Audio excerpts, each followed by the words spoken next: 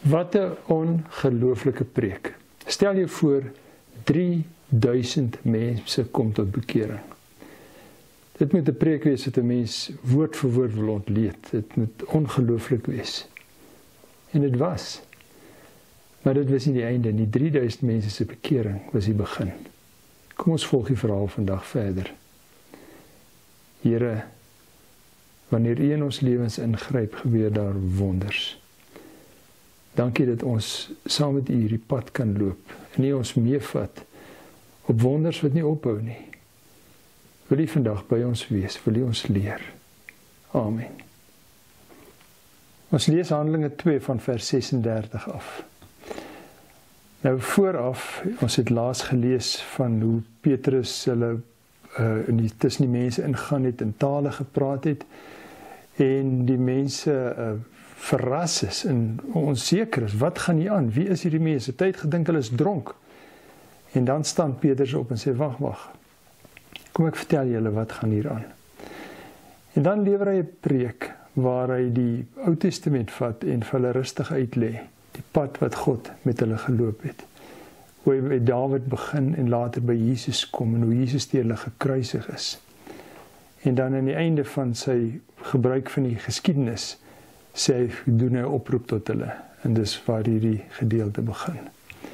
Hy sê, vers 36, Handelinge 2. Die hele Israel moet nou vas en seker weet, God het hierdie Jesus, wat julle gekruisig het, Here en Christus gemaak. By die aanhoor hiervan is die mense diep getref, en het vir Petrus en die ander apostels gevra, wat moet ons doen, broers? Toe antwoord Petrus hulle, bekeer julle, en laat elkeen van julle gedoop word in die naam van Jesus Christus. En God sal julle sondes vergewe, en julle sal die Heilige Gees as gawe ontvang. Wat God beloof het is vir julle en vir julle kinders, en vir almal wat daar ver is, vir almal wat die Here ons God na hom toe sal roep.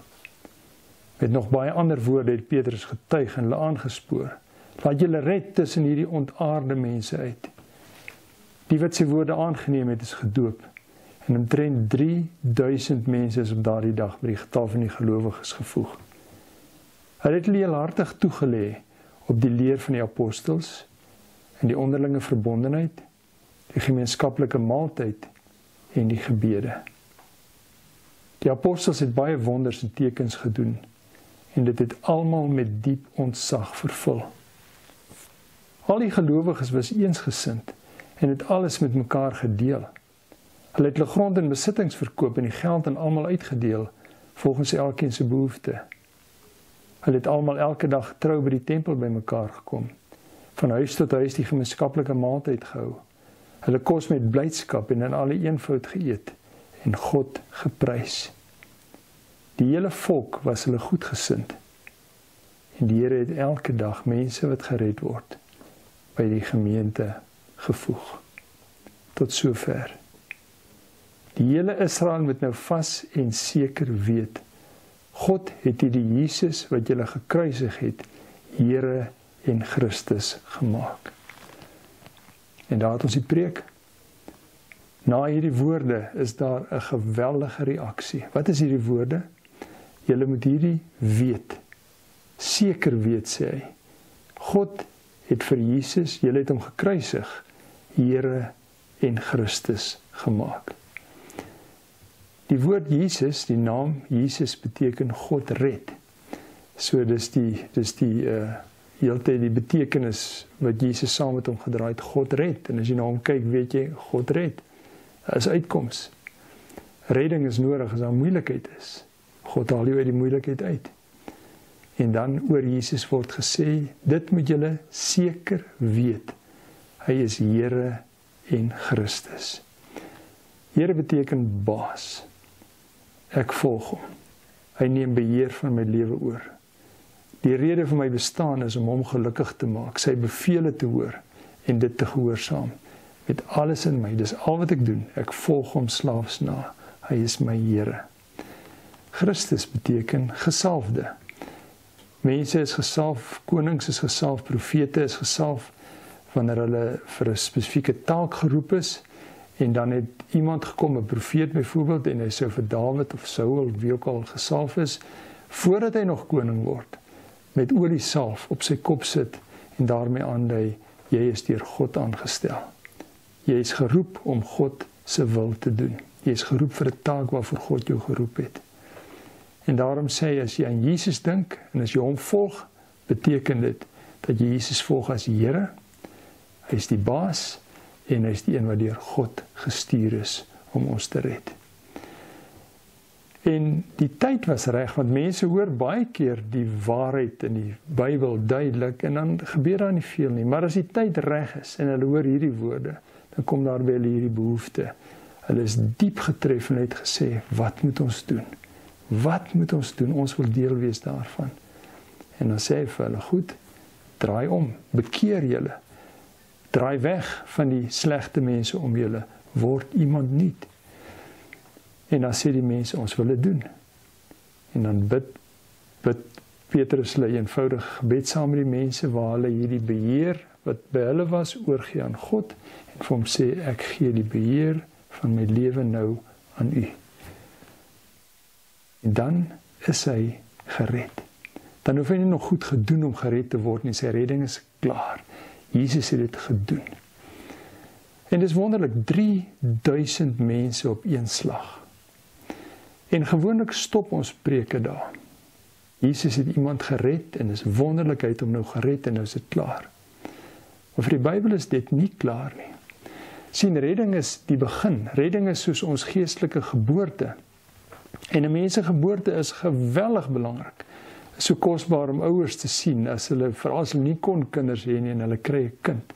Wat 'n onbeskryflike wonder dit is. As hulle na daardie baba kyk met liefde en hom vashou en met dankbaarheid na hom kyk. Geboortes is geweldig belangrik. Maar geboortes is nie die einde nie. As jy daardie babietjie los wat gebore is hy binne enkele dae dood.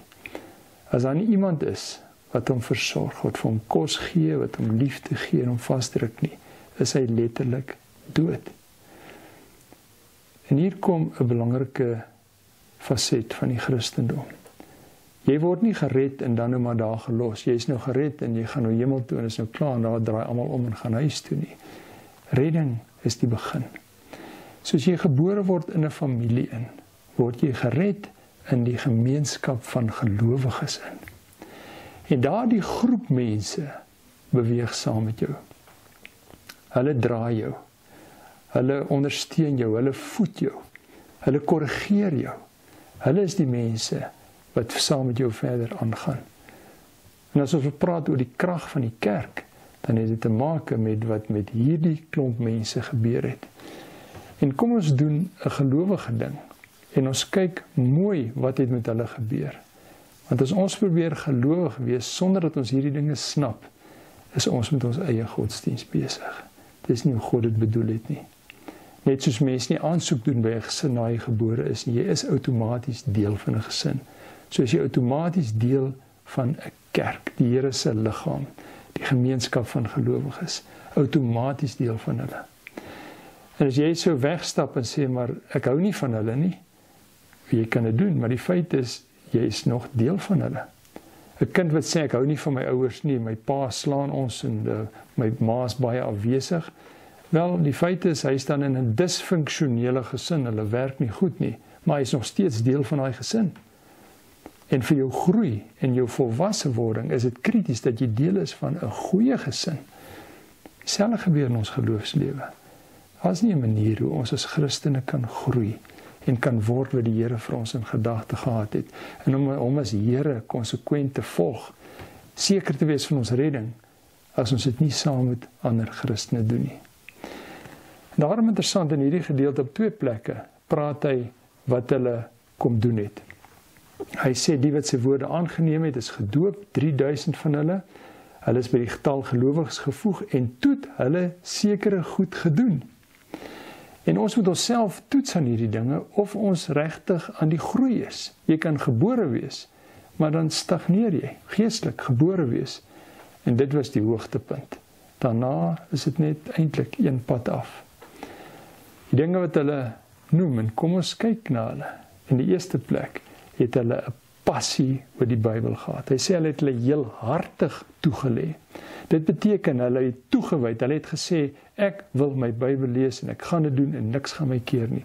Hulle het heel hartig toegelê op die leer van die apostels, dit wat die Bybel geleer het, dit wat die Jesus se disippels, wat die apostels geword het, wat hulle oor Jesus geleer het, dit wat ons in die Bybel vind. Hulle het toegewyd daarna gekyk. Hulle het dit hulle eie gemaak, hulle het daaroor gepraat, hulle het daaroor gedink. Die Bybel was vir hulle geweldig belangrik. Die tweede ding wat hulle, en hierdie ding het hulle nie elkeen op sy eie gaan doen nie, hulle het dit saam gedoen, saam mekaar aangemoedig om te doen, is hulle het by mekaar gekom. Maar dit was 'n hoë kwaliteit by mekaar kom. Die woord wat die Bybel hier gebruik is koinonia. Dit was mense gewees wat by mekaar gekom het spesifiek met die doel om mekaar op te bou en te laat groei. Om waar dit nodig is, mekaar te korrigeer, mekaar aan te moedig. Hulle het mekaar se behoeftes aangevoel. Hulle kon onmiddellik sien as iemand 'n bietjie af is. So hulle het heeltyd mekaar gedra. Hierdie mense, die derde ding wat genoem word, is hulle het die gemeenskaplike maaltyd gehou. Hulle het saam geëet. Nou hier word spesifiek na die nagmaal verwys. So hulle het by geleenthede geëet waar dit wat hulle aan God verbind het, die nagmaal, hulle gevier het. Heeltyd hulle vir mekaar gesê, ons is in hom verbind, ons is aan mekaar verbind, ons is een met mekaar. Hulle het 'n diep vriendskap gehad. En die derde een wat ons sien, hulle het saam gebid. En hulle gebede was 'n geleentheid gewees waar hulle afhanklik voor die Here gesit het, waar hulle mekaar ondersteun het, mekaar se behoeftes gehoor het, se nood gehoor het, vir mekaar gebid het, die Here geprys het. En dis die dinge wat hulle gedoen het. So hierdie mense is nie maar net gered, bekeer en toes dit nie. Toe stap hulle van daar af in 'n nuwe lewenstyl in wat hulle beïnvloed. En dan net daarna gaan die Bybel aan en hy kom eintlik terug by hierdie dinge. As hy sê dat die apostels het baie wonders en tekens gedoen, wat beteken hulle het daar uitsonderlike dinge in hulle lewe gebeur, maniere hoe hulle die Here se werking raak gesien het soos nooit tevore nie. En waar jy ingestel is daarop, en mense wat afhanklik is van die Here, sien ons gereeld wonders. En dit is belangrik om afwagting te hê oor groot goed wat God gaan doen. So dit was die een gewees, en dan vat hy eintlik weer twee van hierdie, die koinonia en die saam eet, en hy sê, kom ek brei bietjie daarop uit. En dan vertel hy weer, dat hierdie mense mekaar se behoeftes raak gesien het. Hulle was eensgesind gewees. Hulle het gesien as iemand nood is, nood het, as iemand geld nood het, as iemand emosionele nood het, as iemand sukkel met 'n vriendskap. Hulle het mekaar se nood onmiddellik raak gesien. Daar was nie 'n manier om weg te raak nie, een kant te staan nie. Hulle het jou gaan haal. Dis hoe gesonde gesinne werk. Ons gaan haal die wat wegbeweeg. En hulle het die volgende een gesê, hulle het getrou by die tempel by mekaar gekom. Nou ja, dit het natuurlik na die Sabbatsgeleenthede verwys, as hulle tempel toe gaan, het getrou dit gedoen. Dis nie 'n kwessie nie. Of jy nou van kerk hou of nie, ek het dit nodig. Die Bybel sê vir ons dat Jesus, soos sy gewoonte was, tempel toe gegaan het. En daar het hy 'n boekrol gehad en hy het by daai geleentheid uit Jesaja vir hulle gelees. As Jesus nodig het om gereeld saam met ander gelowiges te wees, hoeveel te meer nie ons nie. Dis die geleentheid waar ons saam vier, waar ons saam 'n kragtige getuienis uitdra, waar ons na mekaar luister, waar ons hande vat, waar ons erns maak met die Bybel. En dan 'n ander een wat weer voorkom, hulle het saam geëet. Hulle het verskonings gesoek om saam te eet. Maar by hierdie etes het dit nie oor die spyskaart of die partytjie gegaan nie. By hierdie etes het dit oor die samesyn gegaan. Dit was vir hulle lekker om saam te wees. Hulle het in eenvoud geëet. Hulle het net sommer saam gekuier, mekaar se behoeftes aangevoel. En dan noem hy een waar die gebede genoem het by die vorige een, noem hy hier, en hulle het gesing. Wanneer Christene saam is en sing, gebeur daar kragtige goed. En as ons wil kerk wees en wil groei ons geloof en hierdie dinge is nie in plek nie, gaan ons dit nie maak nie. Jy sal soos 'n babietjie wees wat alleen gelos word en wat uiteindelik geestelik sal taan. as jy stil staan, gaan jy agteruit. Daar's nie 'n manier om geestelik stil te staan nie. Geestelike groei beteken ek word heeltyd beter, ek leer nuwe dinge. Ek het 'n groot rol in ander mense se lewens. Hulle help my meer. Ons sien mekaar se nood meer raak. Dis geestelike groei. En as ons die begeerte het om in ons geloof te groei en om die Christendom te laat groei, dan is hierdie die manier. Want die Bybel sê die gevolg daarvan was dat die hele volk hulle goedgesind was. As ek heeltyd daarop ingestel is om mense se lewens te verbeter, opbouende geselskap te hê, werklik om te gee, hulle nood raak te sien, dan voel mense veilig by my. Dan word ek die plek waar hulle wil heen gaan as hulle moeilikheid het. So hierdie was nie eksentrieke mense wat mense afgestoot het nie, inteendeel. Dis 'n bewys dat dit gesond is. Die mense was hulle goedgesind. Mense het veilig by hulle gevoel. Mense het na hulle toe gekom en die gevolg is die gemeente het heeltyd gegroei. Die Bybel sê die Here het elke dag mense wat gered word by die gemeente gevoeg. Daarom wil ek afsluit met 'n baie belangrike vraag wat my lank besig gehou het en hard met myself gepraat het. En dit is, as mense my volg in alles wat ek doen, gaan hulle die Here beter leer ken. Toe ek daai vraag vra, het my geskok. Want ek was bang en sê, dalk is dit nie so nie. As hulle die Here beter wil leer ken, gaan dit help as hulle my volg. As dit nie waar is nie, moet ons diep dink. En word ons geroep om die kerk 'n plek te maak waar hierdie goed gebeur. As ons kerk dan disfunksioneel is of foute het, los ek hom nie, ek is in elk geval deel van hom, dan maak ek hom reg. Dan word ek wat die kerk moet wees. Mag die Here vir ons wysheid gee. Here, die kerk is u liggaam. U het ons by mekaar geroep. En dis hier waar ons groei. Dis hier waar ons mekaar se nood raak sien en die nood van die wêreld raak sien. Dis hier waar ons planne maak. Hier waar ons opruim. Hier waar ons geestelik sterk word. Dankie daarvoor. Help vir ons om die kerk te vertroetel. Om erns daarmee te maak, om dit mooi te maak. En om so die werking van die Gees te beleef en dit maklik te maak vir mense om u te volg. Help ons, Here. Amen.